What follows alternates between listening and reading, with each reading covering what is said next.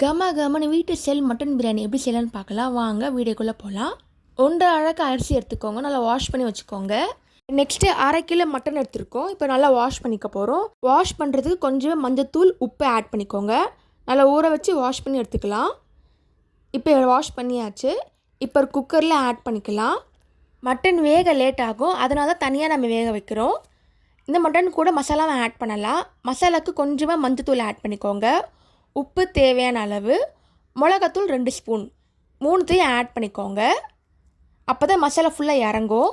நீங்கள் பிரியாணி கடைசியாக மிக்ஸ் பண்ணும் போது கரெக்டாக மசாலா ஃபுல்லாக இறங்கி இருக்கும் பீஸில் கூட. முட்டை தனியாக வேக வச்சுக்கோங்க, அது கடைசியாக ஆட் பண்ணிக்கலாம். இப்போ நல்லா ஸ்டீம் பண்ண விடுங்க. இப்போ நெக்ஸ்ட்டு க்ரீன் பேஸ்ட் அரைக்க போகிறோம். இந்த க்ரீன் பேஸ்ட்டுக்கு பார்த்திங்கன்னா 6 பச்சை மிளகா, ஒரு கை அளவு புதினா, ஒரு கை அளவு கொத்தமல்லி ஆட் பண்ணியிருக்கோம். இப்போ நல்லா மிக்சியில் போட்டு அரைக்க வேண்டியதுதான். மிக்சியில் ஒன்றும் பாதே அரைச்சா போதும், ரொம்ப திக்கு பேஸ்ட் மாதிரி அரைக்க வேண்டாம். ஃபஸ்ட்டு பச்சை மிளகா தனியாக அரைச்சி வச்சுக்கோங்க. அதுக்கப்புறமா புதினாவும் கொத்தமல்லியும் ஆட் பண்ணிக்கோங்க. ஏன்னா பச்சை மிளகா அரைக்க லேட்டே ஆகும், அதனால மிக்ஸ் பண்ணிக்கோங்க. இப்போ நல்லா அரைச்சாச்சு. நீங்கள் அப்படியே கூட போடலாம், இல்லை அரைச்சி ஒன்றும் பாதையாக போட்டிங்கன்னா நல்லா ஊறி இருக்கும் மசாலா. இப்போ மட்டன் வெந்துடுச்சு. இப்போ மசாலா ஃபுல்லாக இறங்கி இருக்கும். தண்ணி உடுக்கட்டும், தண்ணி தனியாக வச்சுக்கோங்க. இப்போ பேன் எடுத்துக்கலாம். 1 ஸ்பூன் நெய் ஆட் பண்ணிக்கோங்க. 3 ஸ்பூன் எண்ணெய் ஆட் பண்ணிக்கோங்க. நெய்யும் எண்ணெயும் சேர்த்து பண்ணால் நல்லா ஃப்ளேவர்ஃபுல்லாக இருக்கும். இப்போ நல்லா கொதி வரட்டும். இந்த டைமில் நம்ம மசாலா ஆட் பண்ண போகிறோம். பட்டா லவங்கம் தனித்தனியாக ஆட் பண்ணலாம். நான் கரம் மசாலாவே ஆட் பண்ணுறேன். இந்த ஹோம் ஸ்டைல் மட்டன் பிரியாணியில் மசாலா மைல்டாக இருந்தாலே போதும், ஜீரணமாகறதுக்கும் கரெக்டாக இருக்கும். நெக்ஸ்ட்டு ஒரு பெரிய வெங்காயம் எடுத்துக்கோங்க, நல்லா பொடியாக கட் பண்ணிக்கோங்க. வெங்காயத்துக்கு அப்புறமா தக்காளியும் ஆட் பண்ணிக்கோங்க. 2 தக்காளி எடுத்துருக்கேன், நல்லா பொடியாக கட் பண்ணிக்கோங்க. நல்லா வதக்கிக்கோங்க. நீங்கள் தம் பிரியாணி மேலே கூட கடைசியாக நீங்கள் வெங்காயத்தை போடலாம், ஃப்ரை பண்ணதை. இப்போ நல்லா வதக்கிக்கோங்க, கலர் சேஞ்ச் ஆகணும். இந்த டைமில் இஞ்சி பூண்டு பேஸ்ட் ஆட் பண்ணலாம். 2 ஸ்பூன் ஆட் பண்ணுறேன். நல்லா மிக்ஸ் பண்ணிக்கோங்க. நெக்ஸ்ட்டு க்ரீன் பேஸ்ட்டை அரைச்சி வச்சதை ஆட் பண்ணிக்கலாம். ஒன்றும் பாதியாக இருக்கணுங்க இந்த மாதிரி.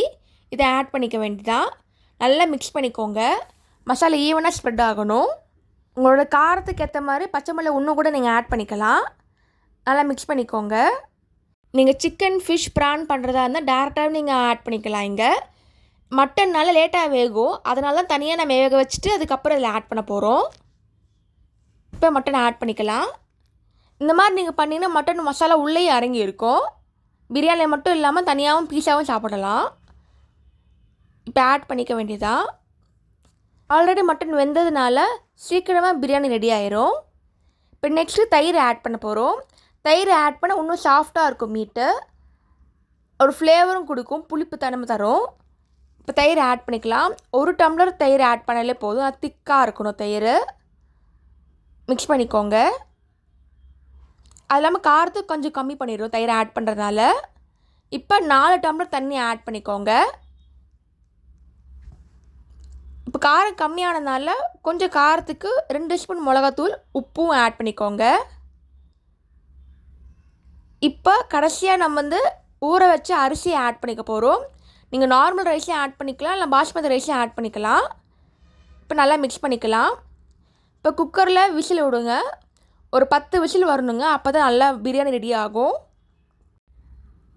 ஈஸியான மெத்தடில் பிரியாணி எப்படி செய்யணும்னு பார்த்தோம். இதே மாதிரி நிறைய பிரியாணி ரெசிபி கூட யூடியூப்பில் போட்டிருக்கேன், அதையும் மறக்காமல் செக் பண்ணி பாருங்கள். இப்போ நல்லா மிக்ஸ் பண்ணியாச்சு. 10 விசில் ஆயிடுச்சு. ஒரு சுவையான மட்டன் பிரியாணி ரெடி ஆயிடுச்சு. நீங்களும் ட்ரை பண்ணி பார்த்துட்டு எப்படி இருக்குன்னு சொல்லுங்கள். தேங்க்ஸ் ஃபார் வாட்சிங். லைக் பண்ணுங்கள், ஷேர் பண்ணுங்கள், சப்ஸ்கிரைப் பண்ணுங்கள். மறக்காமல் நோட்டிஃபிகேஷன் பெல்லை கிளிக் பண்ணிக்கோங்க.